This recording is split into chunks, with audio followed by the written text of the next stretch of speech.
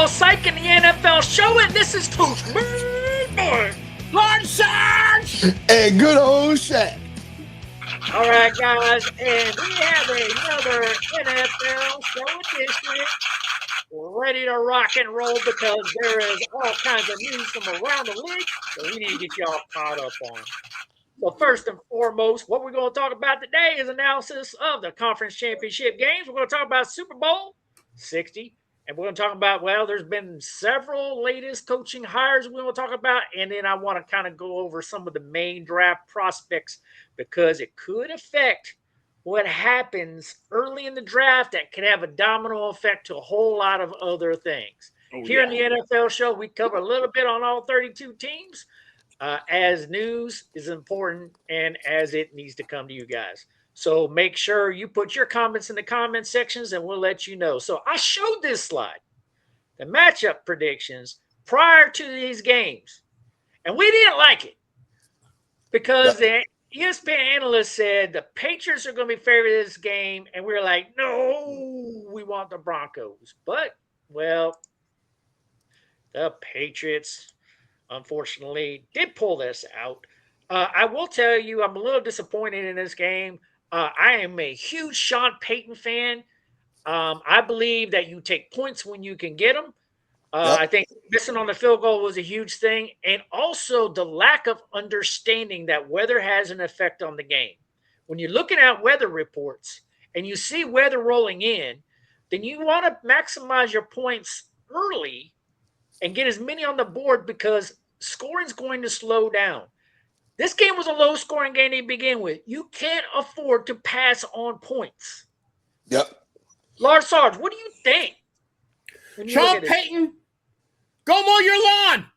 Go think about getting another career. You need to be a landscaper. Go mow your lawn. No, so I agree somewhat. I don't think it was Sean Payton's fault they lost this game, right? So Sean Payton, listen, I know we should have took the points, right? But the defense was showed up, right? RJ Harvey was toting around, and they almost did with a backup quarterback. If Bo Nix had played in this game, they would have won this game. Sean Payton coached a hell of a game. He did. I'm just saying, we can't place all the blame on Sean Payton. He should have took the points. Yeah, he should have took the points. We can all agree on that. But good look, old Shaq. Mm-hmm. I'm not going to argue with you on this. Listen, I'm not saying if you kicked the field goal in the first quarter that they would have won the game. I'm not saying that. Yeah. But if they did, and they went 2 scores ahead, it changes the Patriots game. That's right. From there on out, right? Now, they had 2 other chances to get field goals, and they missed when the weather changed, right? But there would have been 2 scores. It changes the Patriots game planning, play calling, coaching from there on out. The critical failure in that game was Sean Payton. And Sean needs to go mow his lawn for the entire season and think about his entire coaching career because he sucks. Well, they didn't get bad weather to the mid third quarter. So in the first half, not taking the points was acceptable. You take your points. Done. Jared Stidham had a good game too. Stidham had a good game. Well, I mean, look, I put the statistics up here. The statistics absolutely look horrible across the board, but a lot of that has to do with weather, right? Like when when you have a quarterback rating around 60, you're not doing real well. But like the ball's not going out to your completion percentage is like low.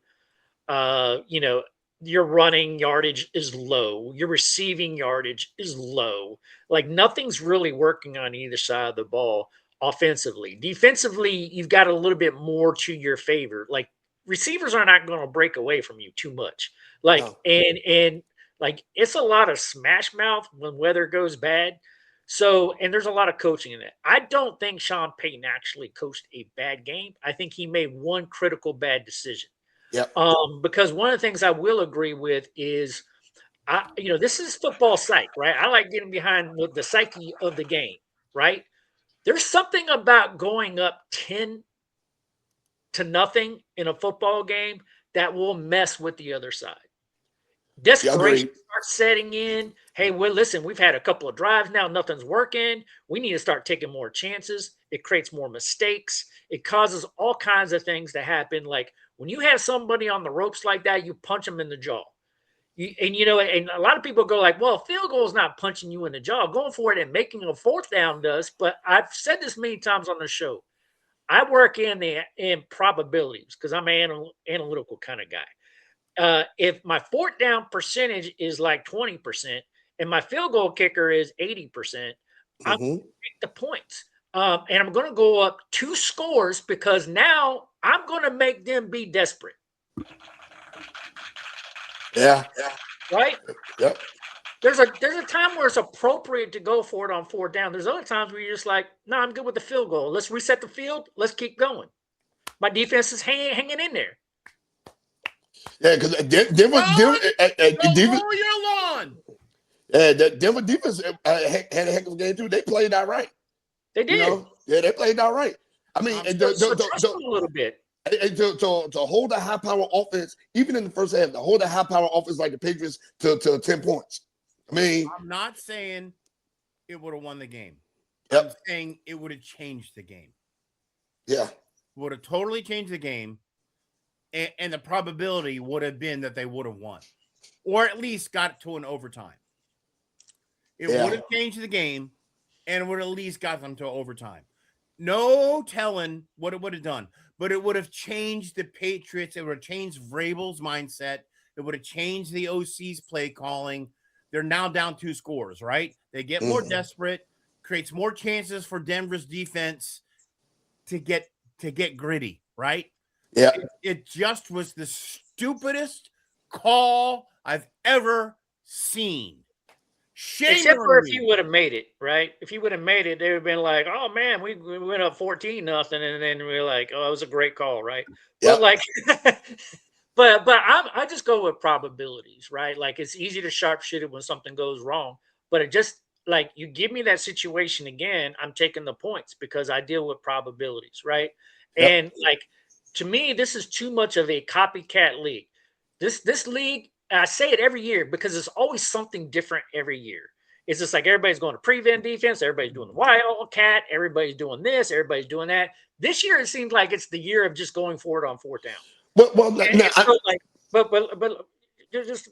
So like one of the things I try to say is just like, this is like to me, it was a little uncharacteristic of Sean Payton to do it at this point because like he comes from a little bit more older school football, like. Yep.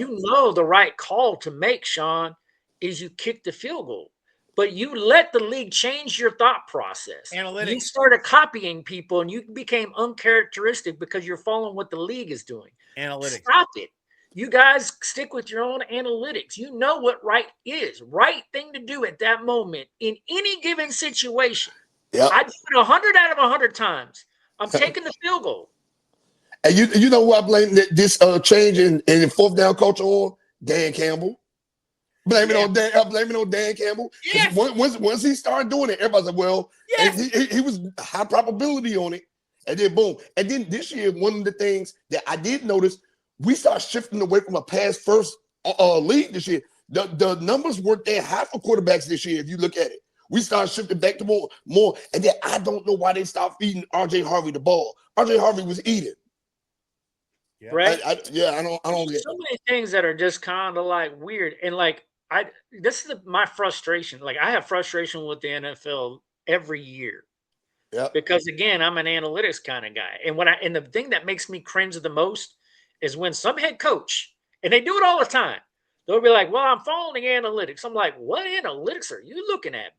Like, seriously. That's like when Ron Rivera brought in Carson Wentz. I'm just following the analytics. And nobody like that. It's a momentum game. Question your analytics, buddy, because you're in your home stadium. It's a momentum game. You're up 7. You got a chance to go up 10 and build momentum for your team. Build motivation for your team. Put the other team on their back foot. It's a momentum game. And blew it. You blew it, Sean. Sean, you're an idiot. You're a ballsy idiot. You blew it. Yeah. Now, I'm going to tell you. And now we can't say, again, guess who else made a mistake like this? Dan Campbell. Campbell's notorious. He's notorious for it, right? So totally agree. That's what I'm saying. But I think that's when the analytics, when people just need to be, like you said, sticking to the game plan, things like that. Now, because of this, we're about to get the most boring, dry Super Bowl that we're going to have in the next. In 10 years of this, we're going to get one of the most boring, dry Super Bowls. Nobody wants to see Drake May versus Sam Darnold. So Shaq, by boring, you mean it's going to be a blowout by Seattle? Yeah, I don't think it's going to be a good game at all. Yeah, I actually think there's going to be a couple things wrong with this Super Bowl. Like, number one, like, nobody's really too excited about these two teams being a matchup. No. They're just really not. Outside of you being a Denver Broncos or New England Patriots fan, nobody's really going to care that much. The other thing that's wrong with this is I'm expecting this to be the worst halftime show in the history of the NFL.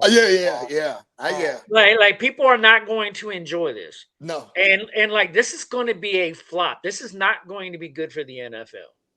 I mean, you want me to be honest? You know, I'm gonna tell you what I'm most excited about for this Super Bowl. Hey, hear me, right? All right, I'm listening. It ain't got nothing to do with football. Something to be excited about. I got something to be excited about. They're going to show the official trailer for Avengers Doomsday. So I'm excited. Yeah, I'm excited about that. Avengers Doomsday, really? Yes. Does he come back? Does Iron Man come back in that? Yeah, but he's gonna be Dr. Doom. So I'm excited about that. Dr. Doom. It actually has nothing to do with football. Exactly. It does. That's what I'm excited about. Yes, it does. Dr. Doom. That's what I'm excited about. So that lets you know how underwhelming I feel like this game is going to be. Oh my! Right, you all know I'm a rocker, right? You know I'm a rocker. I'm a rock and roller. I got 3 CDs. Our intro music is my band's intro music, and I'm a Green Day fan. I love Green Day music. I just hate on Green Day for their liberal BS and their anti-political liberal BS. And I hate that they interject. I play rock and roll music from the heart, and I don't put politics in my music. Mm-hmm. And I think that they do that. And I think that was the worst choice.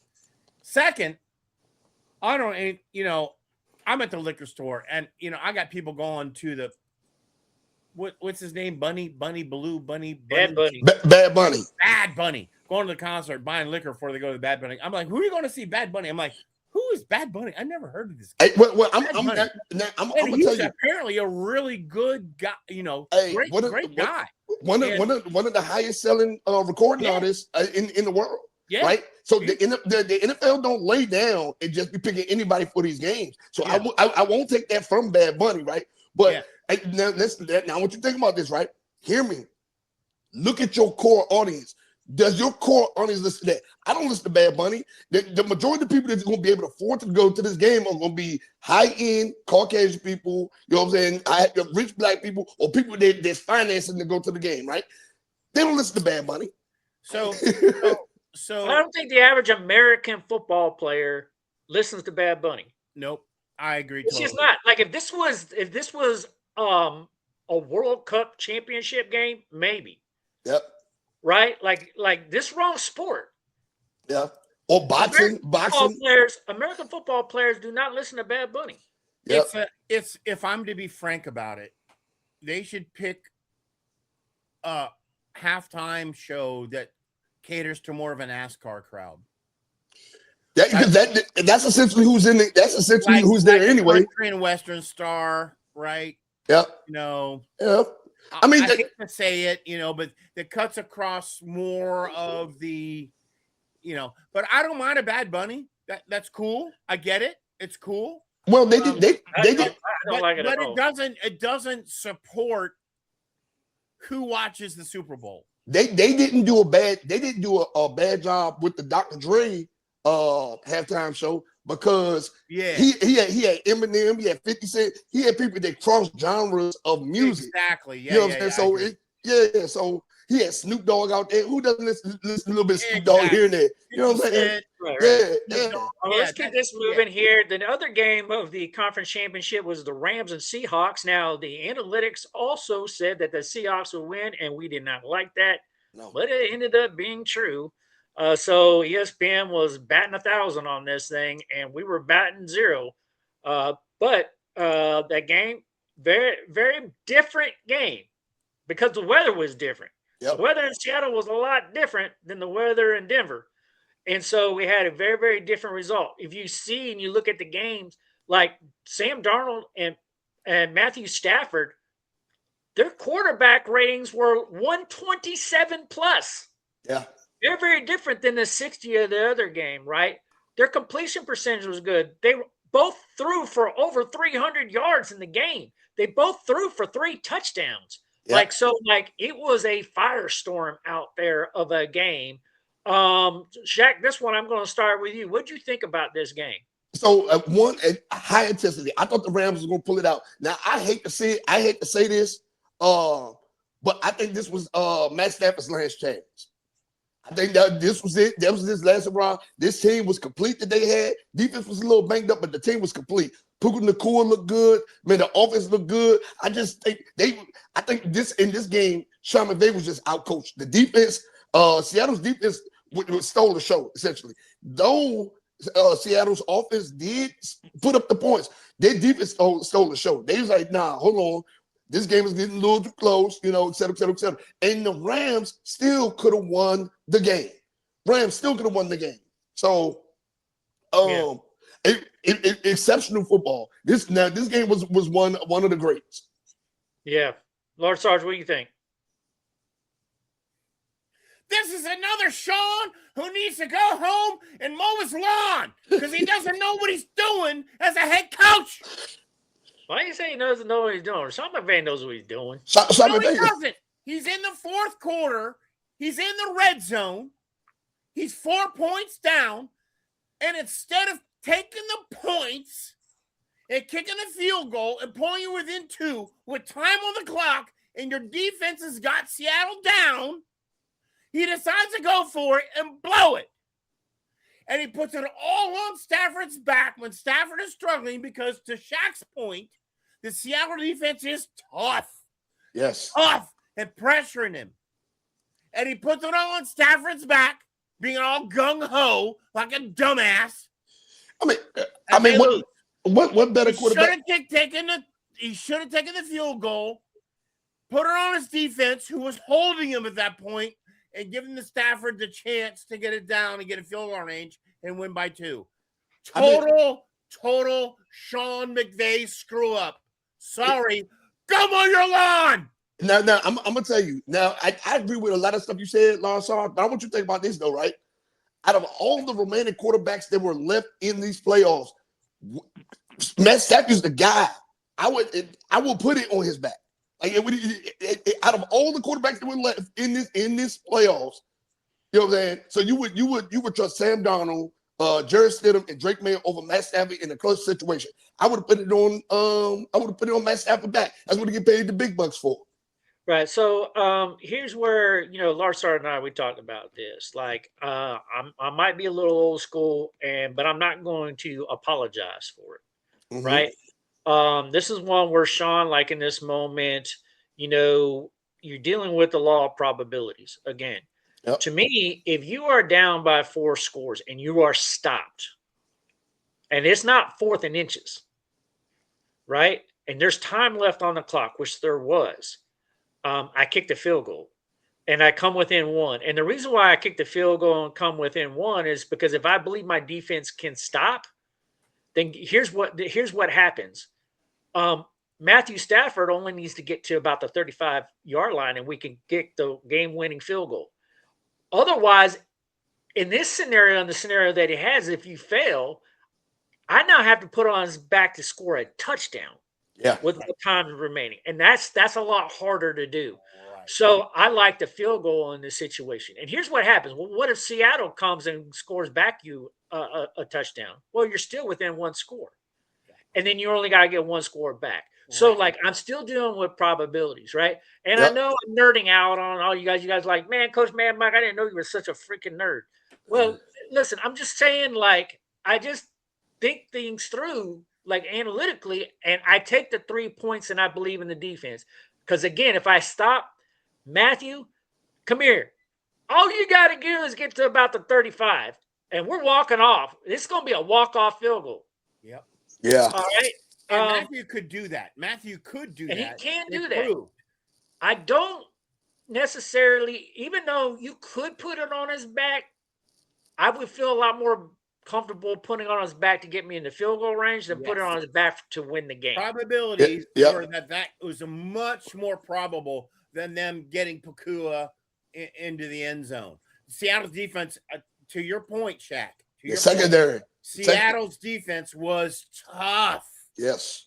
So they were able to get the ball back. For Stafford to dink and dunk into field goal range than it was for him to get a touchdown. Yeah. So what happened, right?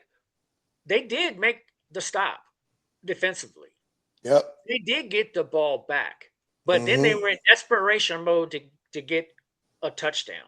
I think play calling's completely different when you are working towards getting into field goal range. Yep. Yeah, because the defense don't have to. They don't have to play a press man. You know what I'm saying? They can play a hard shell coverage. You know what I'm saying? And like, I mean, that's it. Umbrella coverage. Yeah. Both Sean's, go mow your lawns and figure out how to coach a team to get down into the Super Bowl. Yeah, and I have a high amount of dumb. Listen, I'm not going to say that you're idiots and dumb. Like, to me, these are two highly respected coaches in the league. Two coaches I highly respect. But here's the deal about it. You both had brain farts in your games, in your conference championship, and your brain farts is why you're not going to the Super Bowl. That's all I'm going to say. For both those and everybody has a brain fart, man. I have a brain fart too, right? Yep. Right. So like we all have those moments, and so Mike, who was in their ear telling them to go for it? Was it analytics saying, no, the analytics say we should do this? What? How do you have a brain fart? I think sometimes you just get caught up in the moment and you go good, right? Yeah. Mike, I would like to be in the ear telling them, hey, let's take a minute, or when you're 40 seconds on the clock or something like that, and you're in a pivotal point in the game, it's okay to take a timeout. Yep. Let's talk about this a minute. What would you have done in both those scenarios? What would you have done? Okay, so I'm gonna tell you right now. In both of these games, the coach, those play calling decisions was on the head coach. Offensive coordinators didn't have no say so at all. No, that's head coach. That's all head coach. What would you have done, Shaq? What would you have done in both scenarios? I'm gonna be honest. I'm gonna be honest with you. I would have put the ball in Matthew Stafford's hands. I would have for the win. And in the Denver game, what would you have done? And now I would have kicked the field goal in the first half. I would have kicked the field goal in the first half. 50-50. Yeah. And my watching the game, I'd have taken the points in both games. Yeah. Which is valid though. The way you broke it down is valid. Yeah. The way I do it with analytics, I would have kicked the points on all, because here I don't I'm a series by series kind of guy. Yep. Right. So if I'm telling my quarterback, like, I want you to pilot this offense, to score on every opportunity you have the ball. Like, I want you, like, if we're there, I want you scoring. And if you can't get there in 3 downs to pick up a first down and it's 4th and 2, if it's something more than inches, chances are, I'm just going to tell you right now, we're probably going to kick the field goal, because I want to walk away from the series with points. Yeah. Right. Especially if I believe in my defense. When I look at the Rams, I believe in that defense, right?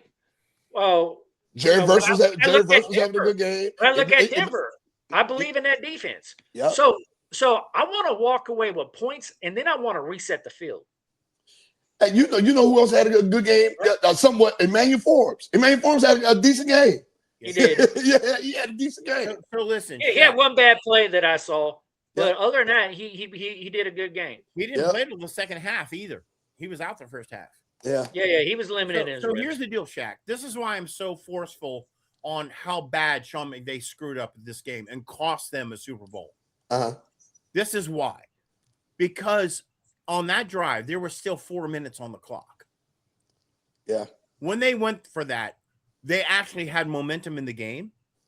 And if they'd have put the 3 points up, there was 4 minutes on the clock. And they still had timeouts. There was and they got the ball back. And they got the ball back. Giving Stafford and him plenty of time to game down to a field goal. And with exactly the defense playing and holding Seattle, there was a very solid chance they could have got the ball back and got down to get the field goal. Okay, we got to move on. So the Super Bowl is going to be February 8th on NBC. It's going to be at Levi Stadium in San Francisco. They're in Santa Clara. Halftime performer, Bad Bunny.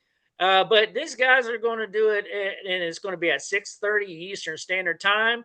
I expect this to be an interesting Super Bowl, to say the least. I really don't have a favorite. I think I'm kind of agnostic in this game, but if you were to pick a winner, who do you go with? I'm going to start with you, Large Sarge. It's Seattle by 21 points. Whoa, Seattle by 21. Okay. It's a complete blowout. It's a sleeper game. I'm going to fall asleep with wings hanging out my mouth and barbecue sauce dripping down. I'm gonna be honest with you. My stomach is turning, and I am sickened by the thought of Sam Darnold winning the Super Bowl. Right? I am. The man came in the NFL as a bust. He had a resurgence in Minnesota. I thought he was like, okay, maybe he was just a product of that system. But old coach up there in Minnesota, he really be doing something to quarterbacks up there, right? So he go to Seattle, and then this what happens. It turns my stomach to say it, but Sam Darnold is going to get a Super Bowl ring, and I'm going to go with Seattle by 10 points. Wow. Yep. So, yeah, I mean, I will tell you, these are two candidates I would not have expected to be at Super Bowls at this point in their careers. Sam Darnold, for the obvious reasons that he just did not have a great career up to this point. Went to Seattle, and you're right. His time in Minnesota, there's a quarterback whisperer over there somewhere talking to him and returned his career around. And Drake May was on IR all last year. Yep. This is his sophomore year, and he didn't even play football last year. For him to get his team to this far says something. Whoa. That's why everybody say that quarterback class. That's Vrabel. The quarterback class, best quarterback class we did had in a very, very long time. Drake May was in Jay Daniels' class. He was. Bo Nix was in Jay Daniels' class. 4 quarterbacks from that class make the playoffs. 4. It's pretty incredible. Yep. All right, let's keep this moving. So there has been hirings around the league. Wait. Coach. Well, we can't. Ho. No, who's your pick? You didn't make a pick. I'm not. I told you I don't care about the game. I'm not making a pick. You got to make a pick, Coach. I don't care. I don't care about it. I don't care about this game any more than I care about Bad Bunny. Oh, Coach, come on. Make a pick. I don't care. Just make a pick. I pick what kind of sauce I'm going to have on my ribs. That's what I'm going to pick for that. So you're going to watch the game? I'll watch the game, of course, because I'm an NFL guy. But I'm going to watch the game just to see there are hundreds, maybe even 1,000 people. Depending on coach's opinion, you gotta make a pick. I'm not gonna make a pick. I'm not gonna make a pick. I don't care. I'm gonna watch the game because it's NFL football and it's an American holiday. Super Bowl Sunday is American holiday, man. He's not gonna make a pick on the Super Bowl. I'm not gonna make a pick on the Super Bowl because we're gonna have to kick him off our channel, Shaq. It's just like blah to me. It's like a blah, but it's a holiday. It's going. Coach, close your eyes, do this, and make a pick, please. No, it's not happening. Oh my God! So somebody's gonna win. Well, yeah. Can you please? All right, so breaking news from around the league. We got to move on. I'm not making no stinking Super Bowl pick. But Joe Brady, internal hire, was hired in here. They hired their offensive coordinator to be their next head coach in Buffalo. So we kind of saw this thing coming for a little while. Yep. It was out there. He's a young guy. But he knows the system. He knows the organization. The players know him. Internal promotions, I usually don't have a problem with internal promotions as long as they don't leapfrog multiple promotions. Who are we going to internally promote next year in Washington? Yeah. That should not be an internal promotion. All right. So moving on.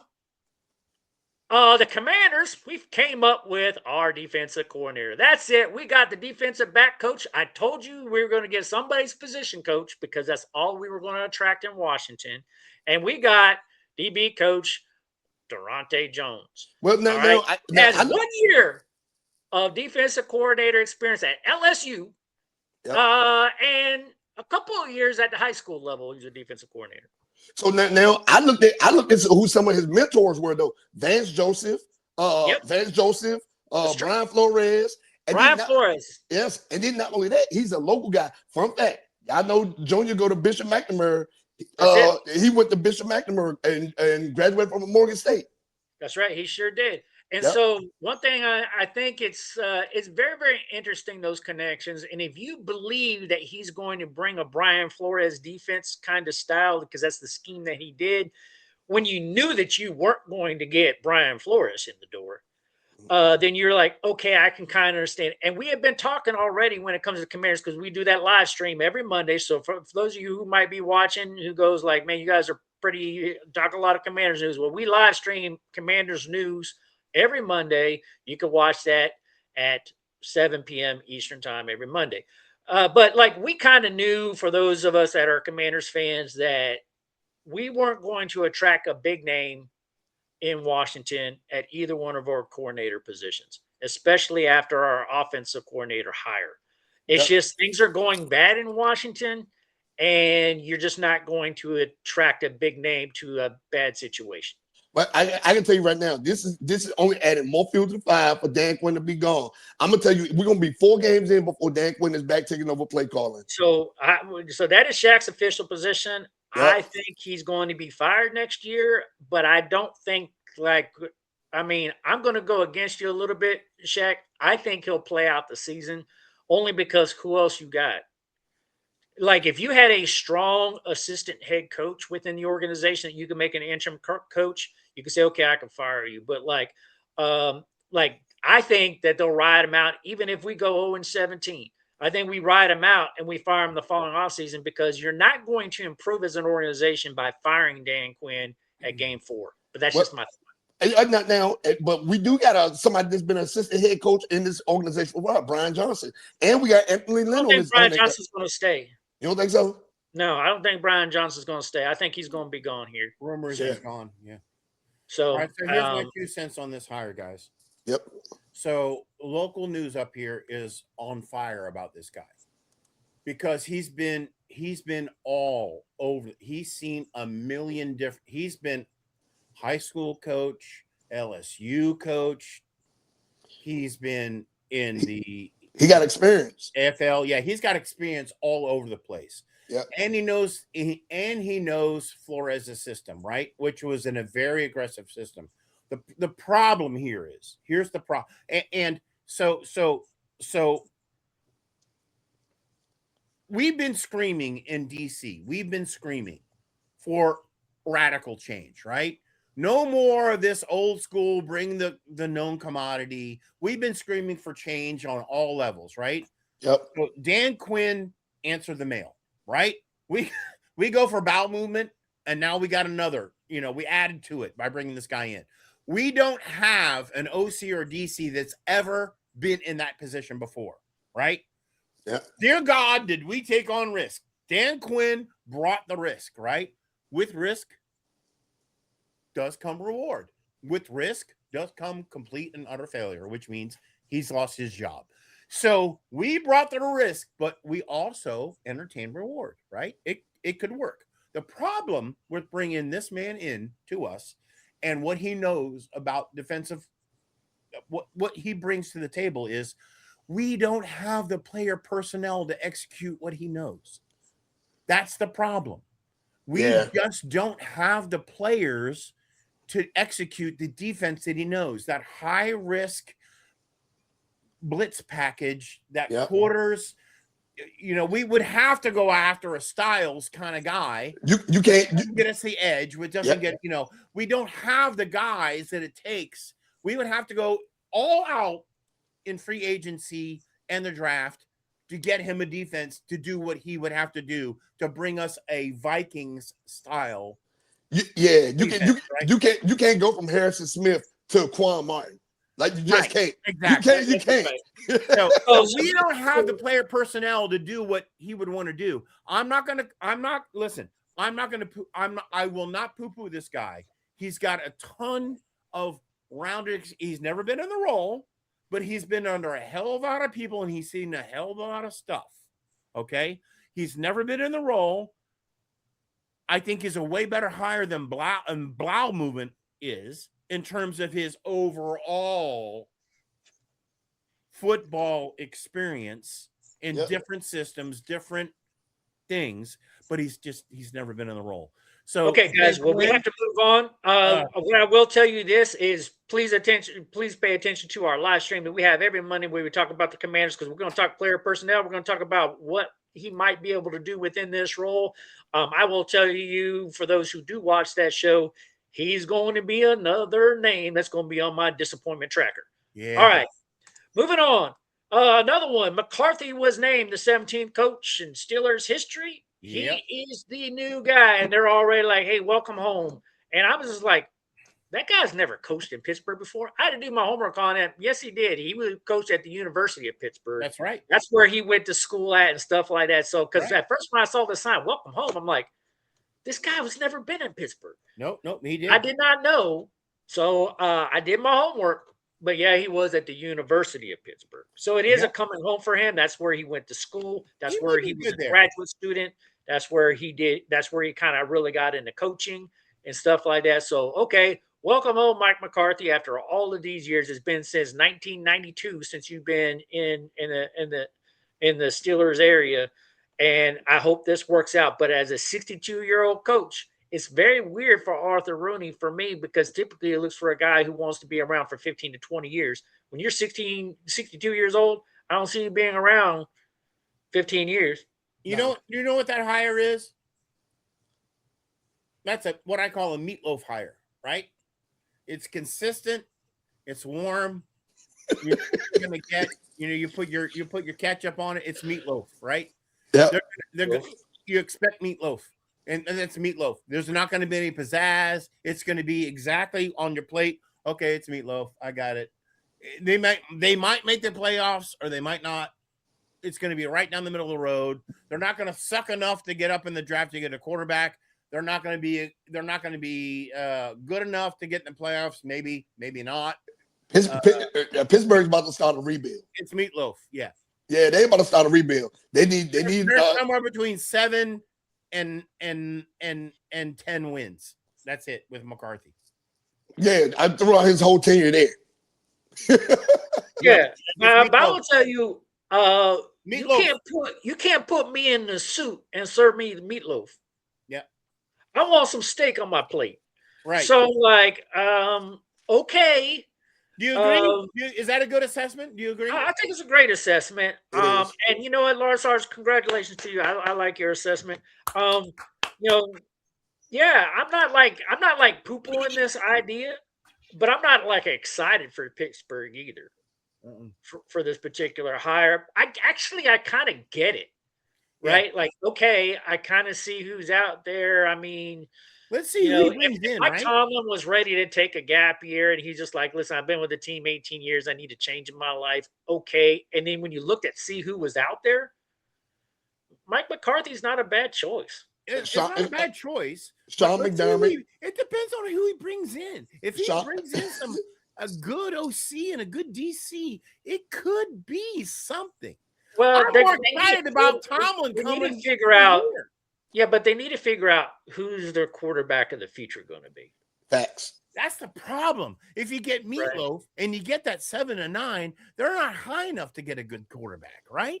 They should have brought in Sean McDermott. Yeah. All right. So with that, I want to kind of go into this. We are over time, so let me go through these things kind of quickly. We don't have a lot of time for comments here since we're over time right now, but the Daniel Jeremiah draft is one that I track. I just kind of want to throw out here some of the top picks that we're looking at right now that I find kind of interesting, and I kind of want to zip through these kind of quick. I think it's undeniable, undisputable that the number one overall pick that's going to go is Mendoza. I don't think there's any analyst, there's anybody out there that doubts that Mendoza is the number one overall pick in this draft. Yep. His play is actually ridiculously overhyped for what he did in the national championship grade as like the greatest college football play ever. I don't know if I would say that, although it was an I would. extraordinarily impressive play.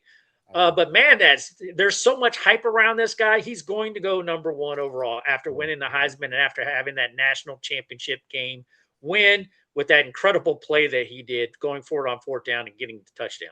Yeah. All right. With that being said, another guy I'm very, very high on is Ohio edge rusher Arvell Reese. Many other draft drafts had him a lot lower. I actually think him going higher makes a lot of sense. Going into number 3, a couple offense, and number 4, a couple offensive tackles. Not sure these guys go that high, but they're clearly graded out as top 10 offensive tackles, which brings us to 5 and 6. LSU, Mensor, Delane. I think that's probably high for that corner.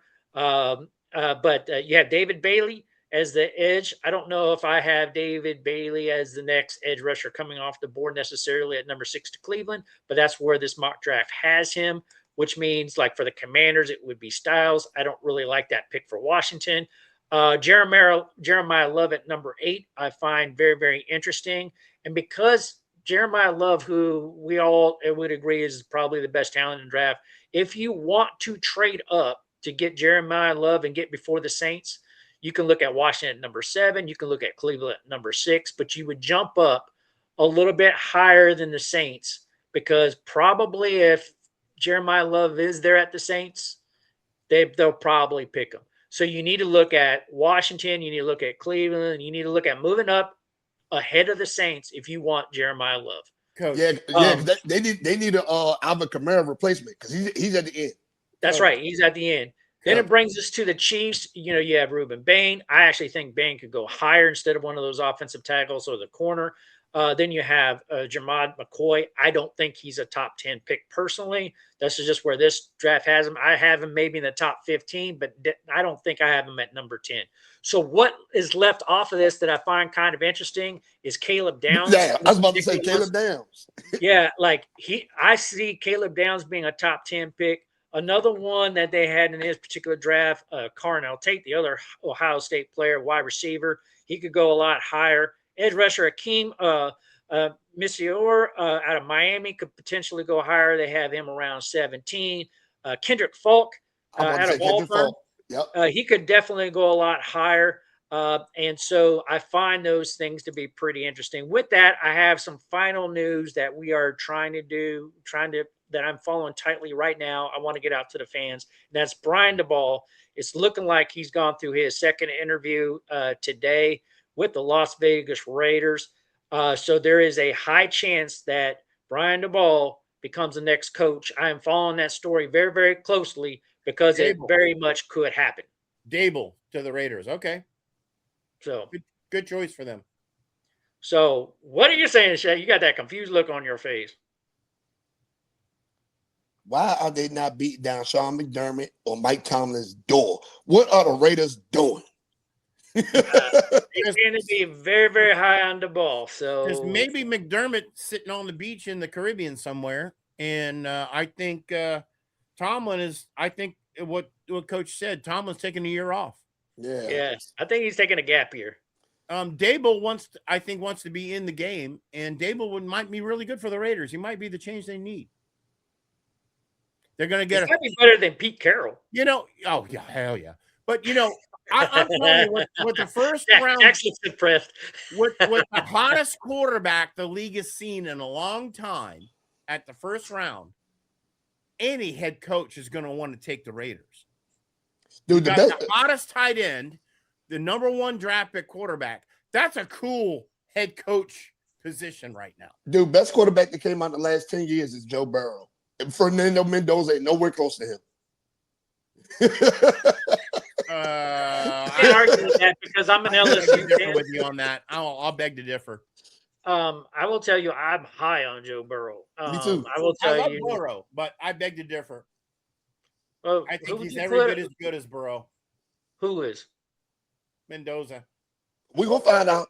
Well, we'll find out soon enough. We will definitely find out. I'm going to give Mendoza all the props that he deserves. I mean, he took a team that had never been to a national championship and won it. To do that in Indiana, I think was huge. But I wasn't. Besides that one glorious play that I he will made, tell you, I wasn't overly impressed by his overall national championship. I didn't watch any college football this year except for the last 2 games. But that play in the championship game, where on 4th down, where he took that ball and powered it in, I was like, okay, the guy's the real deal. He's the real deal. He looked real there. That but was the whole a Josh of the game, Allen type of play. Yeah, but like you're right. That was iconic, right? I'm not going to take away like that's probably the most iconic play in Indiana football history. Yeah. Right? Like, guy's the real deal. If you actually look at his overall performance of that game, it was kind of mediocre. And if you're going to be mediocre, if you're going to be mediocre at the college level, what are you going to look like at the pro level? That's not mediocre. That was against one of the best D's in college football. That was a hell of a play against one of the best defenses. That was a tough game. No, man. No, man. Nah. No. What do you mean, nah? I'm not sold on Fernando Mendoza. Can't nobody sell me nothing. He wanted to show me.